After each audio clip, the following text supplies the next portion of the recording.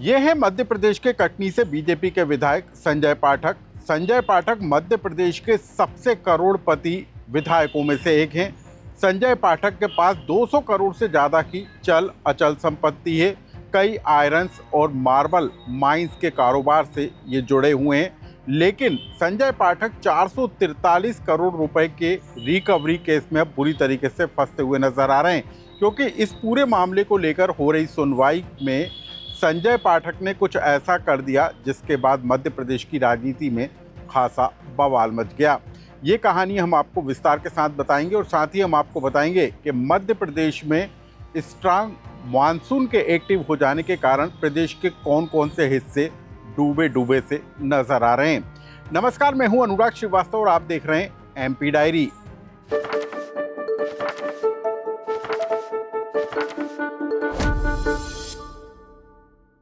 मध्य प्रदेश के कटनी से बीजेपी के विधायक संजय पाठक, जिनके पास खुद का स्पाइस जेट है, करोड़ों रुपए की संपत्ति के मालिक हैं, लेकिन अब ये विधायक जो हैं मध्य प्रदेश की राजनीति का एक सबसे बड़ा केंद्र बिंदु बन गए, क्योंकि इनके ऊपर 443 करोड़ रुपए के अवैध खनन से जुड़े रिकवरी का मामला निकलकर सामने आया है।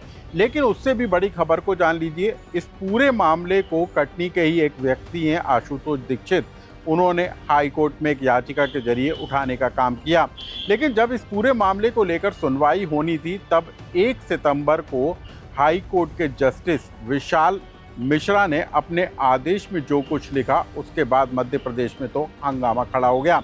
दरअसल संजय पाठक के अवैध खनन 443 करोड़ रुपए के रिकवरी केस मामले को लेकर हाई कोर्ट में सुनवाई होना था, और उससे पहले बीजेपी के विधायक संजय पाठक ने सीधे जस्टिस विशाल मिश्रा को फोन पर संपर्क साधने की कोशिश की, और इसी बात का जिक्र जो है हाई कोर्ट के जस्टिस ने अपने आदेश में लिखकर हड़कंप मचा दिया। और जो कुछ विशाल मिश्रा ने अपने ऑर्डर में लिखा, उसके बाद न सिर्फ राजनीतिक लोग बल्कि जो वकील भी थे वो सख्ते में आ गए। दरअसल जस्टिस विशाल मिश्रा ने अपने ऑर्डर के साथ 3 से 4 लाइनें कुछ इस तरह से लिखी, जिसके बाद हंगामा खड़ा हो गया। हाईकोर्ट के जस्टिस विशाल मिश्रा ने खुद ये खुलासा कर दिया कि सत्ताधारी दल के विधायक ने केस के सिलसिले में सीधे उनसे डिस्कशन की कोशिश की। इसका जिक्र जस्टिस ने अपने ऑर्डर में भी किया, जो अब सोशल मीडिया पर जमकर वायरल हो रहा है। इस ऑर्डर की कॉपी में जस्टिस विशाल मिश्रा ने लिखा कि बीजेपी विधायक संजय पाठक ने मुझे एक पर्टिकुलर मैटर, पाठक परिवार की खनन कंपनियों पर चर्चा करने की कोशिश की, इसलिए मैं इस रिट याचिका पर विचार करने का इच्छुक नहीं हूँ। इस पूरे मामले को जस्टिस विशाल मिश्रा ने अब चीफ जस्टिस के पास भेज दिया और इस पूरे मामले में सुनवाई से खुद को हटा लिया है, और अब इसी बात को लेकर मध्य प्रदेश में खासा बवाल मचता हुआ नजर आ रहा है।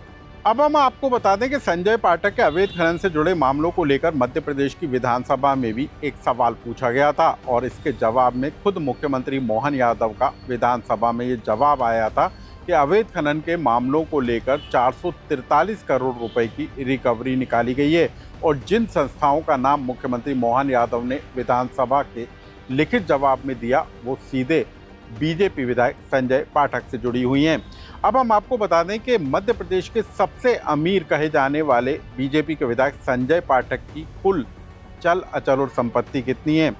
संजय पाठक ने 2023 के विधानसभा चुनाव में चुनाव आयोग को जो नामांकन में अपनी संपत्ति बताई, उसके मुताबिक चल संपत्ति 74 करोड़ 16,66,326 रुपए, अचल संपत्ति 60 करोड़ 46,16,574 रुपए, नगद 20,23,781 रुपए, लोन 11 करोड़ 78,19,153 रुपए।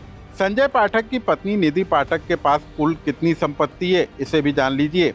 चल संपत्ति 44 करोड़ 97,39,27 रुपए, अचल संपत्ति 62 करोड़ 49,07,625 रुपए, नगद 36,76,808 रुपए, लोन 7 करोड़ 66,63,612 रुपए का बताया गया है। लेकिन इस पूरे मामले के खुलासा होने और चीफ जस्टिस विशाल मिश्रा के इस पूरे मामले में खुद को सुनवाई से अलग हटाए जाने को लेकर अब मध्य प्रदेश का सियासी पारा गर्म हो गया है, क्योंकि कांग्रेस ने इस मुद्दे को लेकर पूरी बीजेपी को कटघरे में खड़ा कर दिया है। और मध्य प्रदेश कांग्रेस कमेटी के अध्यक्ष जीतू पटवारी ने ये सवाल पूछा है कि क्या अब मध्य प्रदेश में बीजेपी के इस विधायक से क्या पार्टी इस्तीफा लेगी। क्या कहा जीतू पटवारी ने, उसे जानिए। अपने आप में प्रमाण है कि एक जज को प्रभावित करने के लिए प्रयास किया गया। जज ने लिखित में दिया है, इससे बड़ा तो कुछ प्रूफ नहीं हो सकता है। जज ही तो सजा देते हैं, उसी को तो कानून और व्यवस्था चलाती है। एक तरह से जज ने मैसेज दिया, आदरणीय न्यायाधीश जी ने मैसेज दिया कि एक व्यक्ति ने उनको मैनिपुलेशन किया अपने केस में, और वो कौन? बीजेपी का विधायक। क्या बीजेपी अब आंख मिला के जनता से बात कर सकती है? मोदी जी कर सकते हैं, मोहन यादव जी कर सकते हैं? नहीं कर सकते। अब दूसरी खबर मध्य प्रदेश में स्ट्रांग मानसून के कारण हो रही बारिश को लेकर है। मध्य प्रदेश के कई हिस्सों में झमाझम बारिश हो रही है। भोपाल के साथ ही हरदा, श्योपुर और जबलपुर के कई हिस्सों में तेज बारिश के कारण जो है कई हिस्से जलमग्न होते हुए नजर आए। ये तस्वीरें मध्य प्रदेश के हरदा की हैं, जहां पर तेज पानी के कारण सड़कें पूरी तरीके से पानी से लबालब नजर आ रही हैं। इसी के साथ मध्य प्रदेश के कई हिस्सों में बारिश होने के कारण कई जगह बांध के गेट भी खोले गए। वहीं मौसम विभाग ने अनुमान जताया है कि अगले 2 से 3 दिनों के अंदर प्रदेश के 18 जिलों में भारी बारिश और 8 जिलों में अति भारी बारिश होगी। मतलब साफ है कि आने वाले 2 से 3 दिनों तक प्रदेश के कई हिस्सों में तेज बारिश होने के पूरे आसार हैं।